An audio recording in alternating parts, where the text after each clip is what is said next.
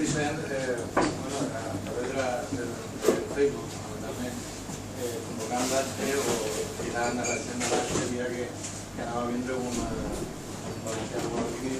Més aviat jo soc un andalús de l'Horta Sud, perquè la família és andalusa, jo mai nascut a Andalusia, i quan vaig veure la notícia en el Facebook del comunista al Facebook, em vaig dir la notícia del reportatge que n'havia entreferit, em va cridar molt l'atenció, perquè a banda en la revista i en una novel·la, una novel·la de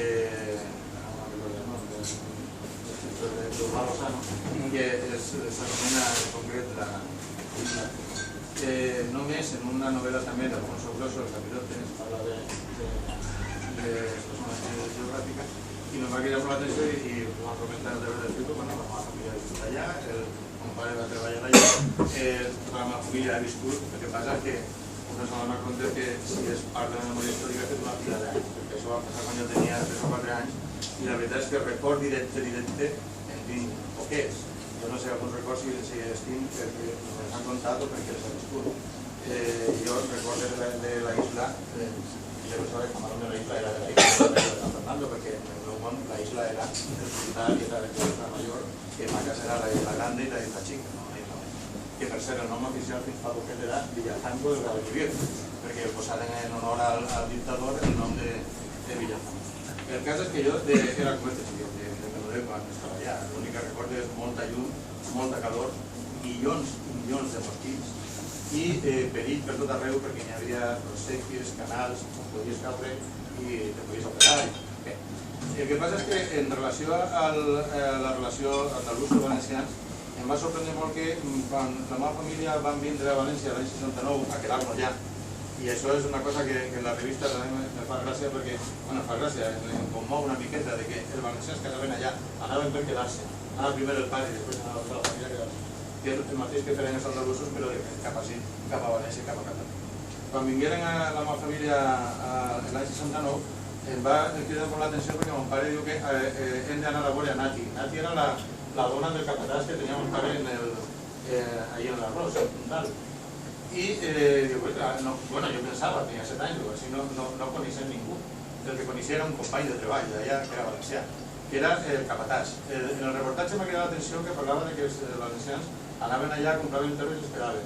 La notícia que jo tinc a través de mon pare, de l'abuela, de ma mare, era que els valencians eren els capatassos, els maniferos que diuen en Andalusia, i els propietaris de les xicotetes botigues del voltant.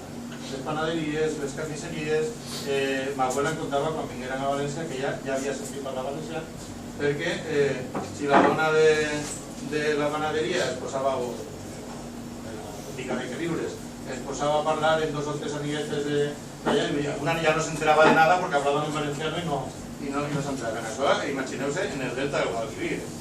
El cas és que quan vingueren a València el primer que anaren a fer és a saludar a un amic de mon pare, un amic, al capatàs. I jo la primera paraula que vaig sentir en valencià, perquè mon pare li va preguntar, bueno, ¿y su hijo cómo está? I diu, uy, ese es un deshonrat. És la primera paraula que va sentir jo quan vaig arribar a València. Però era gent que havia treballat i havia tot a València. Val a dir que tota allò que diuen en el reportatge de persones que anaren als anys 40 i se quedaren allà, jo el desconeixia. Això per mi ha sigut una sorpresa. Jo pensava que allà anaven els valencians, treballaven molt, treballaven en condicions terribles, com diuen el reportatge, dormint en barracons, en risc d'agafar el paludisme, que mon pare tenia les febres del paludisme, però no sabia que també hi havia una xicoteta o una petita burgesia valenciana que se va instal·lar en Sevilla. Jo, el que conec dels valencians que anaven allà eren gent treballadora, fonamentalment. És a dir, treballadora que va romandre en la classe treballadora. I només volia mostrar per això.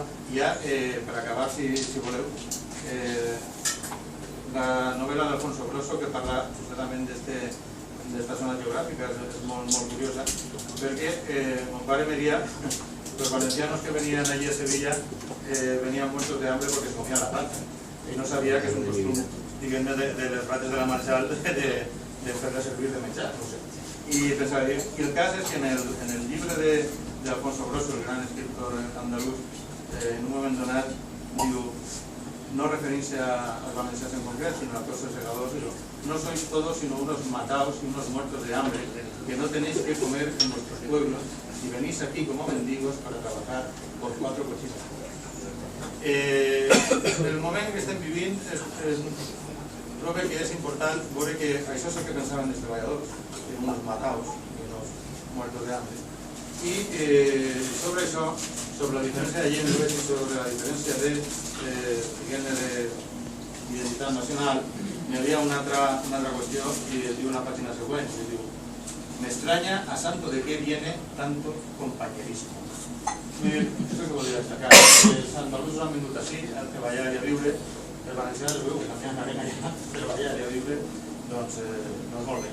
I ja per acabar de tot, és curiós perquè Alfonso Grosso es veu que va estar allà, perquè conta inclús coses que jo quan vaig descobrir este llibre vaig contar a mon pare, no, això era ahí, això era de veres i servir. El amo de la taberna de Venancio, com diu ahí, y es muy curioso porque pasa revista a una cuadrilla y dice uno, José Espinoza Gómez, soltero, 29 años, el Saucejo, sin apodo ni montes. Un dels membres de la cuadrilla en l'any 63 era el Saucejo. L'única persona que ni havia en el 63 del Saucejo era Pare. Alfonso Grosso, segur que se va inspirar, però que era su gran company, ¿no? Pues,